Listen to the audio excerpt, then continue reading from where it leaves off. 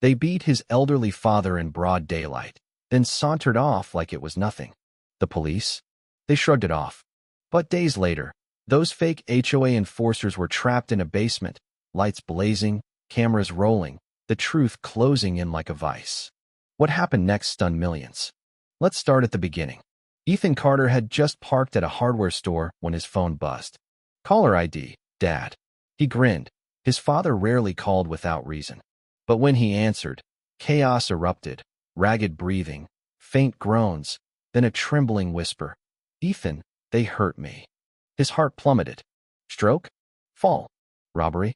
Nothing could have prepared him for the truth. Tires screeched as Ethan tore through traffic. His father, Henry Carter, 74, was a retired Navy mechanic who still woke at 5 a.m. to brew coffee and tend his roses. He didn't deserve fear, pain, or this.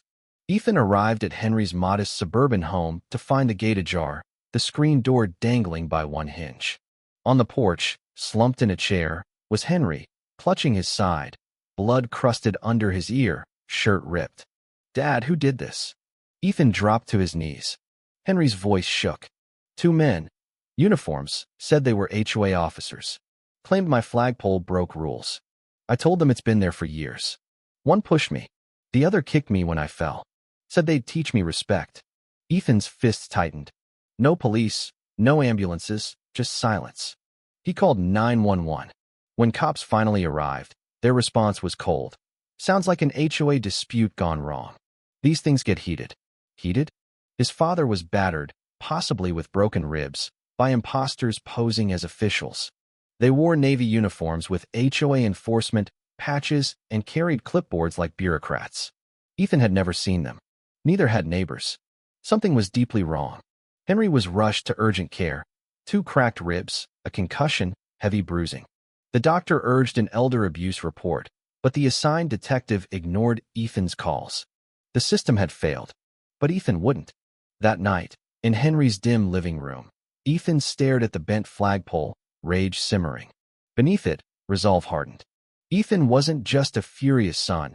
He was a former DOJ analyst who'd hunted identity thieves through digital shadows. Now, the enemy was in his father's yard. He opened his laptop. First, he secured doorbell footage from a neighbor. The grainy video showed 2 men exiting a black Chevy Tahoe with fake plates, no HOA logos. Facial recognition drew blanks in HOA directories, but one man, Greg Larson, had an old LinkedIn profile. Ethan recognized his smirk, now hidden behind sunglasses. A background check revealed priors, impersonating an officer, petty assault, fraud. The second man, Tom Vance, was trickier, but a shady job board resume. Expired security license, no legitimate ties, nailed him. These weren't HOA officers. They were predators, terrorizing seniors with fake fines, demanding cash under legal threats. They targeted the vulnerable, banking on fear and compliance. Ethan didn't sleep.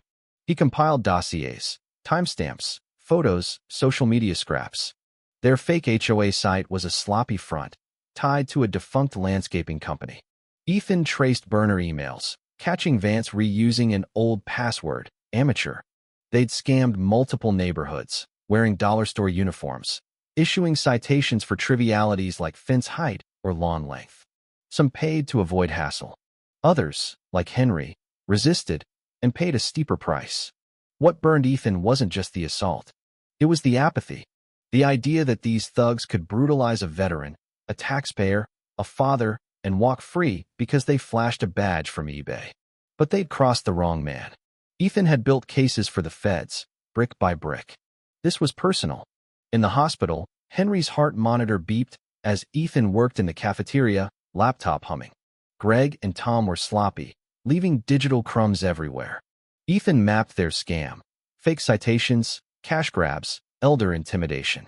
He had enough for the police, but didn't trust them after their dismissal. He needed a confession. He needed leverage. His basement became a war room. Concrete floors, bare pipes, one bulb. Ethan soundproofed the walls, installed 3 HD cameras, a directional mic, and a floodlight on a remote switch. It wasn't a dungeon, it was a truth machine.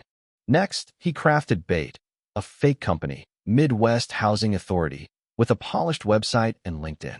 He emailed Greg and Tom, posing as a regional director, inviting them to a leadership dinner to expand their HOA enforcement to new subdivisions. Subject: urgent, high-pay HOA contracts, confidential. Greg bit within hours. When and where? Tom followed. We're in. Talk money.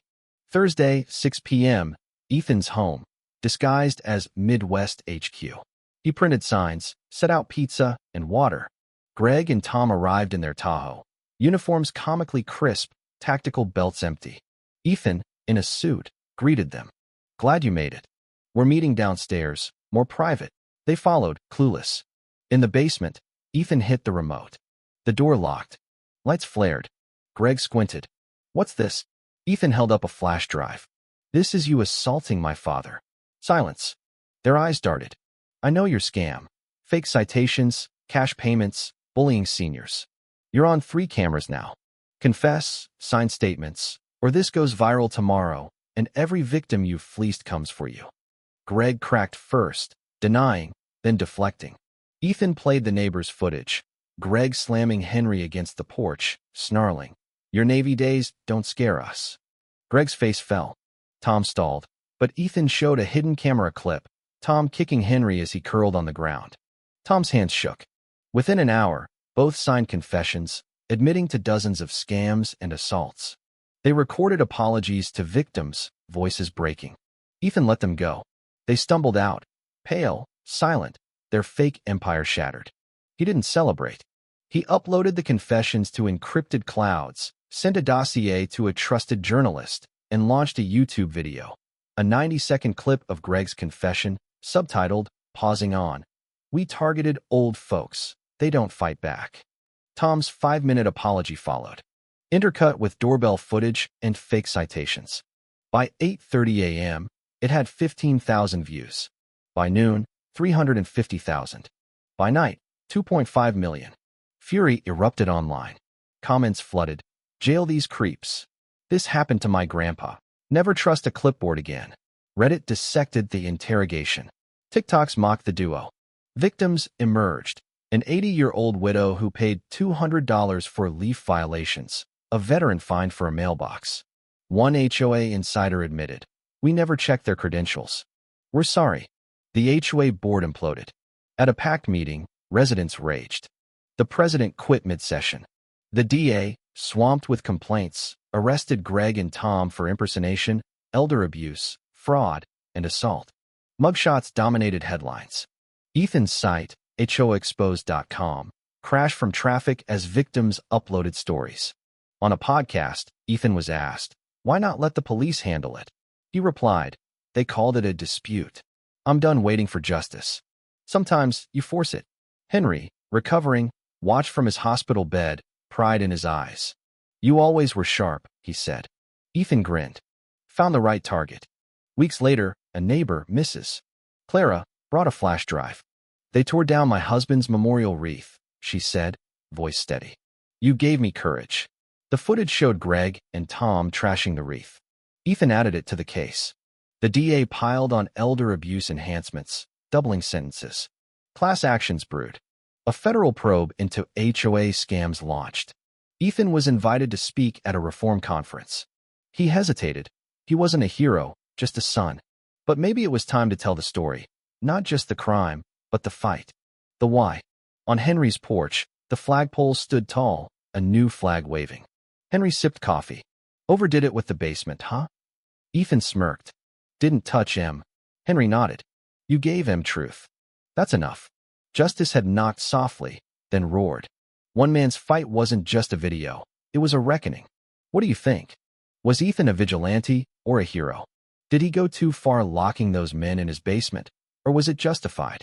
Share your thoughts in the comments and tell us. Should we take justice into our own hands when the system fails? Let's debate.